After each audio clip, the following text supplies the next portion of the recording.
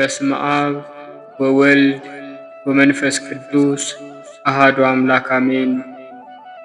እንኳን ለሊቀ መልአኩ ለቅዱስ ዑራኤል ወርሃዊ መታሰቢያ በዓል እንደዚሁም በዚህች ዕለት ታስበው ለሚውሉ ቅዱሳን ዓመታዊና ወርሃዊ በዓላቸው በሰላም በጤና ደረሳችሁ። ከዚህ በመቀጠል በሚያዝያ 22 ቀን የሚጸለይ የሊቀ መልአኩ የቅዱስ ዑራኤልን ድርሳን እንደሚከተለው እናሰማለን።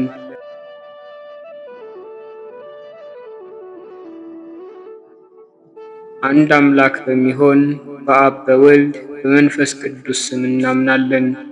ልመናውና በረከቱ ለዘላለሙ ከወዳጆቹ ጋር ይሁንና በግንቦት 22 ቀን የሚጸለይ የመላእክት አለቃ የቅዱስ ዑራኤል ድርሳን ይህ ነው እንላለን።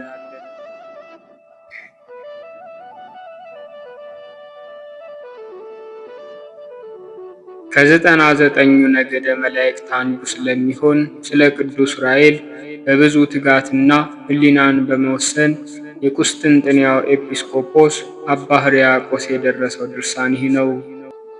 እኔ አባ ሕርያቆስ እግዚአብሔር የመላእክት ክብራቸውን እንዲገልጽልኝ በብህንሳ ገዳም 40 ቀንና 40 ሌሊት ጾምኩ።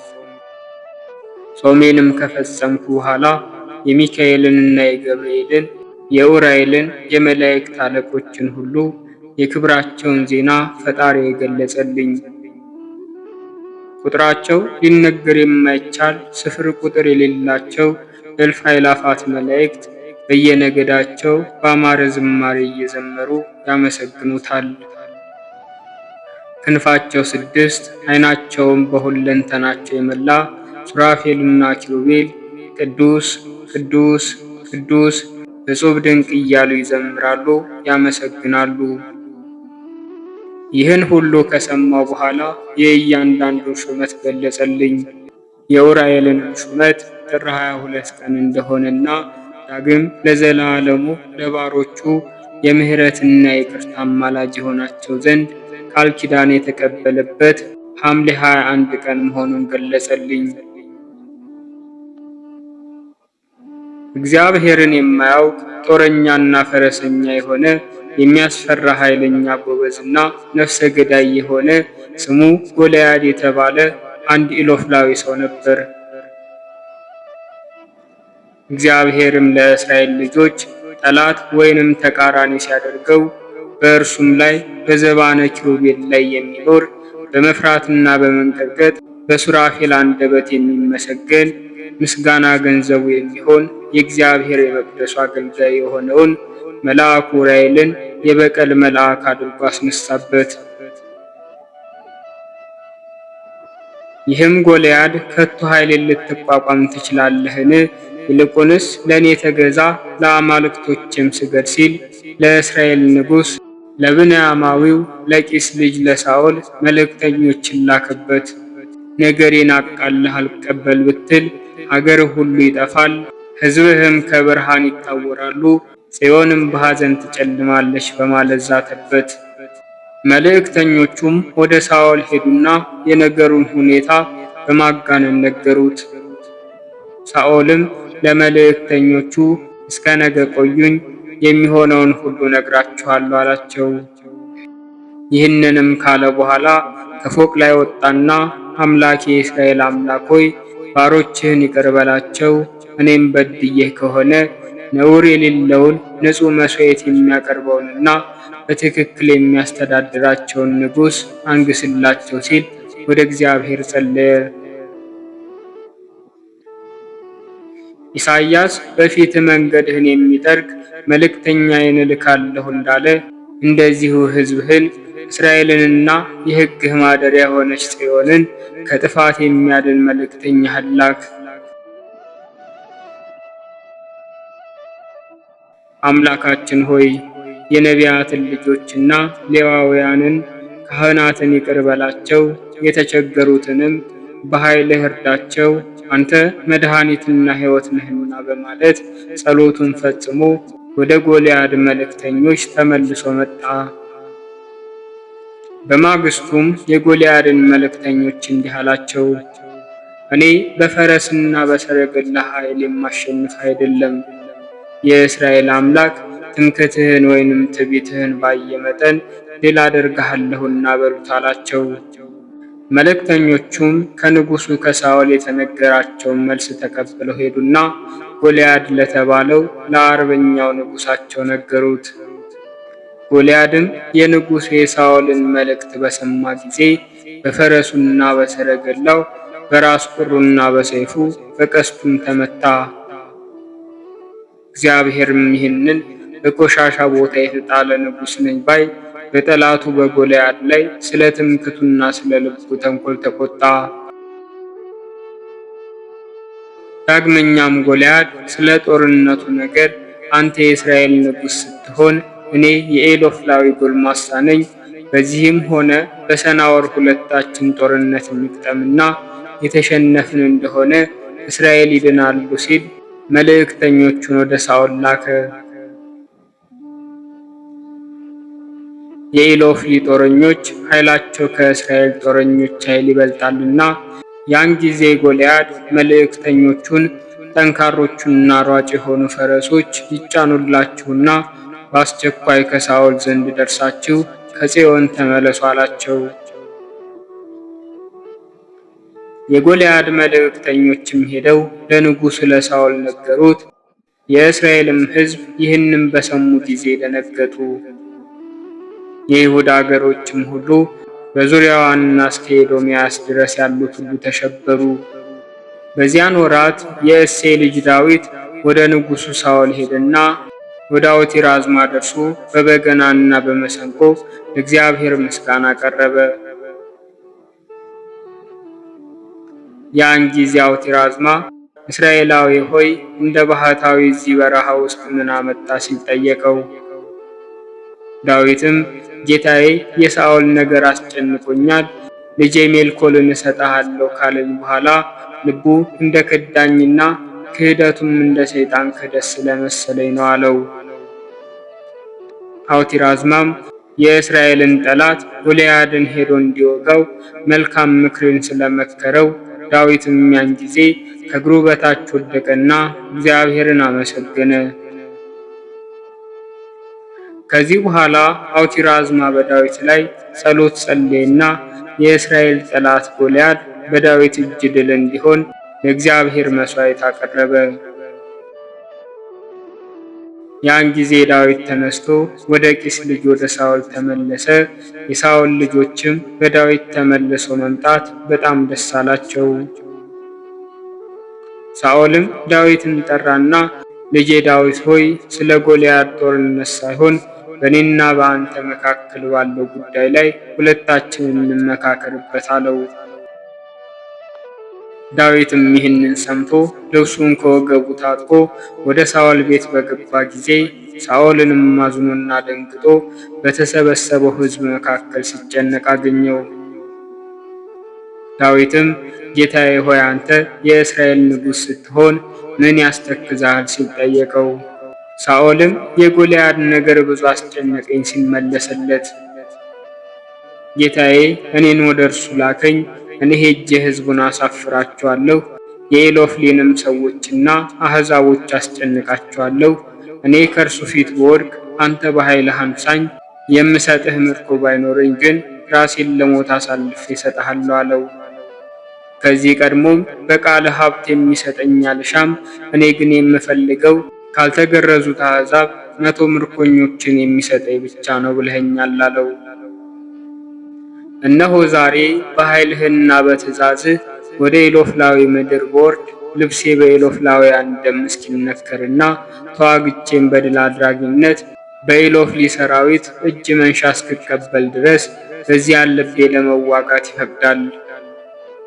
ዳዊትም በሳኦል ፊት 3 ጊዜ እጅ ነሳና ጌታዬ ኃይልህ ይከተለኝ፣ ፈቃዴ በመሆኑ ራሴን ለሞት አሳልፌ ሰጥቻለሁ አለው። ከዚያም ዳዊት ሰይፉን ታጥቆ ጋሻውን አንግቦ ጠንካሮች ወይንም ኃያላን የሆኑትን ሰራዊት ተከትሎ ሄደ። በጽዮን የእግዚአብሔር ቃል የጥበብ መንፈስ እስኪገለጽ ድረስ ያን ጊዜ ዳዊት በእስራኤል ልጆች የጦር ሰፈር ውስጥ ሰይፉንና ጋሻውን መልሶ አስቀመጠ። ዳዊትም ከኢሎፍላዊ ጎልያድ ጋር ለመዋጋት ወደ ጦሩ ግንባር ሲሄድ የራሱን ጠባቂ የሆነ የእግዚአብሔር መልአክ ስሙ ኡራኤል የተባለ ከሰማይ ወረደ። ያን ጊዜም ዳዊት ልቡ ጸና፣ መልአኩ ፍርሃቱን ከላዩ ላይ አስወግዶለታልና። ከወንዝ ውስጥ 3 ደንጊያዎችን አንስቶ ከወንጭፉ ማወንጨፊያ ውስጥ አደረገና በእጁ ይዞ ጠላቱን ተጠባበቀው። በግራ በቀኝ ጋሻ መከታ ሆኖ መልአከ እግዚአብሔር ይጠብቀዋል፣ እርሱ ረዳት ለሌለው ረዳት ነውና። ዳዊትም የጎልያድን ቁመት ከሰራዊቱ በላይ ሆኖ ባየው ጊዜ ጎልያድ እንደሆነ አውቆ በወንጭፉ ውስጥ ደንጊያ አነጣጠረና ወነጨፈ። ያን ጊዜ ጎልያድ ተመቶ በእግዚአብሔር ኃይል ወደቀ። ደንጊያይቱም በቀኙ በኩል ተስፈንጥራ ወጣችና ወደቀች። ከዚህ በኋላ ዳዊት ከጎልያድ ላይ ሰይፉን ማርኮ በገዛ ሰይፉ አንገቱን ቆረጠው። የኢሎፍሊ ሰዎችም ወደ ጽዮን ተራራ ስለሸሹ የእስራኤል ነቢያት ሁሉ በጣም ተደሰቱ። ከዚህ በኋላ ዳዊት በድል አድራጊነት ሲመለስ ዘፋኞች ወይንም መዘምራኖች በየመንገዱ በየአደባባዩ የተዘዋወሩ እንዲዘፍኑና እንዲዘምሩ አደረገ። ሳኦልም የጎልያድን መውደቅ በሰማ ጊዜ ፈጽሞ ደስ አለው። የእስራኤል ልጆችም በኢየሩሳሌምና በይሁዳ አገሮች ሁሉ ዳዊትን በልባቸው ከፍ ከፍ አደረጉት፣ አነገሱትም። ሳኦልም ዳዊትን ከሐዘንና ከጥፋት ከጠላቴም እጅ አዳንከኝ አንተ ነህ ሲል ፈጽሞ አመሰገነው። ከዚህም በኋላ ልጁ ሜልኮልን ከልጆቹ መካከል መርጦ ሰጠው፣ በሙሽራም ደም በሰርግ አጋባው። በዚህ ጊዜ ሳኦል ለዳዊት ወርቅና ብር፣ ጌጣጌጡን፣ ሽልማቱንም ሁሉ እንዲሰጡት ሹማምንቱን አዘዘ። የእግዚአብሔር መልአክ ቅዱስ ዑራኤል የዳዊት የራሱ ጠባቂ ስለሆነ ከክፉ ነገር ሁሉ ጠብቆ ጠላቱን አጥፍቶለታልና። ለፈጣሪያችንና ለአምላካችን ለዘላለሙ ምስጋና ይሁን፣ አሜን። ከቅስራ ወገን የሆነ የሚስቱም ስም ደሊላ የምትባል ኢሎፍላዊት የሆነች ስሙ ሶምሶን የሚባል አንድ ዕብራዊ ሰው ነበር። እግዚአብሔር በሰናዖር ሰዎች ክህደትና በደል በእፋሩሄምና በኢሎፍላውያን ጎልማሶች ልጆች ላይ ከፍ ከፍ አድርጎት ነበር። የእግዚአብሔር ጠላቶቹ የሆኑ ኢሎፍላውያን በተሸነፉና በጦርነቱም የኤዶምያስ ልጆች በተማረኩ ጊዜ የእስራኤል ጎበዛዝትም በጦር ሜዳ እንደተገደሉ የጽዮን ልጆችም ጓደኞቻቸውና ወንዶቻቸው ስለሞቱባቸው ጠጉራቸውን እንደተላጩና ኢየሩሳሌምም ባሏ እንደሞተባት መበለት እንደሆነች ይህንን ሁሉ ለሶምሶን ነገሩት። የእስራኤልን ነቢያት ጠራና ጽዮንን እስክመልሳት ድረስ ወደ እስራኤል አምላክ ጸልዩ አላቸው። ይህንን ከተናገረ በኋላ ኃያላን ጦረኞችን አስተባብሮ በኃይል ተነሳና ከሰራዊቱ ጋር ወደፊት እየገፋ ሄደ። የእግዚአብሔር መልአክም በኋላቸው ይከተላቸው ነበር። በብዙ ሺህ የሚቆጠሩ መላእክትም በየነገዳቸው ከእነርሱ ጋር ነበሩ። በኢሎፍሊ ምድር በደረሱ ጊዜ የሰናዖርን ሀገር ከጠዋት እስከ ማታ ከበቧት። በዚያችም ሌሊት እግዚአብሔር በራእይ የተገለጸለትና በእኔ እመን፣ ለእኔ ተገዛ፣ እኔ የእስራኤል አምላክ ነኝ፣ ረዳት የሌላቸውን የምረዳ፣ በግፍ ለተገደሉትም ደማቸውን የምመልስ፣ ጠላቴንም ካፈር የምደባልቅ እኔ ነኝ አለው። ያን ጊዜ ከእንቅልፉ ነቃና በሕልሙ ያየውን ሁሉ ለታላላቅ የአገር ሽማግሌዎች ነገራቸው። በውኑ የእስራኤል ጀግኖች ከመበለቷ ልጅ ከሶምሶን ጋር ይህችን አገር ይገቡባት ዘንድ ይችሉ ይሆን በማለት እርስ በርሳቸው ተነጋገሩ። ዳሩ ግን እርሱ በትክክል ስልጣን የተሰጠው ነበር። ከዚህ በኋላ አስቀድመው ቀይ ወይንም ጥቁር ይሆን ሳያውቁት ፍርሃትና መንቀጥቀጥ ያዛቸው። ጎልማሶቻቸው ወንዶቻቸውም ሚስቶቻቸውን እየጣሉ በቅድሚያ ሽሽታቸውን ቀጠሉ። ሚስቶቻቸውም ከወንዶች ከልጆቻቸውና ከሴት ልጆቻቸው ጋር አለቁ። ሌሎቹ ልበ ሙሉና ጨካኞች ግን መጨረሻውን እስኪያዩ ድረስ ቆዩ። ከከተማቸውም ወጥተው ባዩ ጊዜ የሰራዊቱ ብዛት ወዲያና ወዲህ እንደሚዘዋወር ደመና ሆነባቸው፣ መላእክት ከእነርሱ ጋር ነበሩና። እነዚህ የእስራኤል ልጆች ብዛታቸው እንደ ሳር ቅጠል በመሆኑ የጠላትን ምድር ሞሏት። እነዚህም የኢሎፍሊ ሕዝቦች ወደ ቤታቸው ተመልሰው ለየራሳቸው መቆጨት ወይንም ማፋጨት ብቻ ሆነ፣ የሚናገሩትንም አጡ። ከዚህ በኋላ በነጋ ጊዜ ለአሞን ምድር ቅርብ የሆነች በኢሎፍሊ ዙሪያና በሰናዖር ምድር ሽብርና ጩኸት ሆነ። ከእግዚአብሔር ዘንድ የተቀባ ሶምሶን ግን ከምናሴ ወገን የታወቁ ጦረኞችን ወስዶ እያንዳንዱ በየጦሩ ግንባር ወይንም በየበሩ መዝጊያ ሕንፃዋን መስለው በተጠንቀቅ እንዲቆሙ አደረገ። የእግዚአብሔር መልአክ ኃይለኞች ከሆኑት ከእስራኤል ልጆች ፍራቻ የተነሳ ጠላቶቻቸው ኢሎፍላውያንን እንደማይንቀሳቀስ በድን አደረጋቸው። ያችን ሀገር ያለምንም ችግር ገቡባት፣ የሚቃወማቸውም አልነበረም። እግዚአብሔርን የሚጠሉ የኢሎፍላውያን አምላክ ምክሩ ተሽሯልና፣ ሬሳቸውም እንደ ገል ስባሪ ተከመረ። እግዚአብሔር ምሕረቱ ብዙ እንደሆነ መዓቱም ብዙ በመሆኑ ከልቡ በቀልን አወጣ። በዚያች ዕለት የተገደሉ ሰዎች ቁጥር በትንሹ 28,000 ይሆናል። ይልቁንም የሞቱት ቁጥራቸው ወይንም ብዛታቸው እንደ ሳር ወይንም እንደ ክረምት ዝናብ ጠብታ ይሆናል ተብሎ ይገመታል። ከዚህ በኋላ የእግዚአብሔር መልአክ በመካከላቸው ቆመና፣ እናንት የእስራኤል ማኅበራን ሆይ፣ እነሆ አምላክ በመልአኩ በዑራኤልና በቀባው በሶምሶን እጅ አዳናቸው አላቸው። ይህንንም ተናግሮ ወደ ሰማይ አረገ። ያ ያረገው መልአክም የመላእክት ሰራዊት ሁሉ በየማይረጋቸው ቆመው አገኛቸው። ሚካኤልና ገብርኤልም በአውደ ምሕረቱ ግራና ቀኝ ቆመው በፍርሃትና በመንቀጥቀጥ ሱራፌልና ኪሩቤልም ያለማቋረጥ ያለ ዝምታ ያመሰግኑታል። አሸናፊ እግዚአብሔር ቅዱስ ቅዱስ ቅዱስ ተብለህ ትመሰገናለህ፣ ምስጋናህም በሰማይና በምድር የመላ ነው እያሉ ያመሰግናሉ። ዳግመኛም ለየራሳቸው ለአብ ለወልድ ለመንፈስ ቅዱስ ምስጋና ይገባል ይላሉ። ሶስተኛም ጣዕም ባለው ልዩ በሆነ ዜማ ለአብ ምስጋና ይገባል፣ ለወልድ ምስጋና ይገባል፣ ለመንፈስ ቅዱስም ምስጋና ይገባል ይላሉ። በበሩ ላይ የጌትነቱን የመብረቅ ነጎድጓድ የሰየመ እግዚአብሔርን ቀንና ሌሊት ሁልጊዜ ለሰው ልጆችና ለእንስሳ ምሕረት ይለምኑታል። ለዘላለሙ በእውነት አሜን።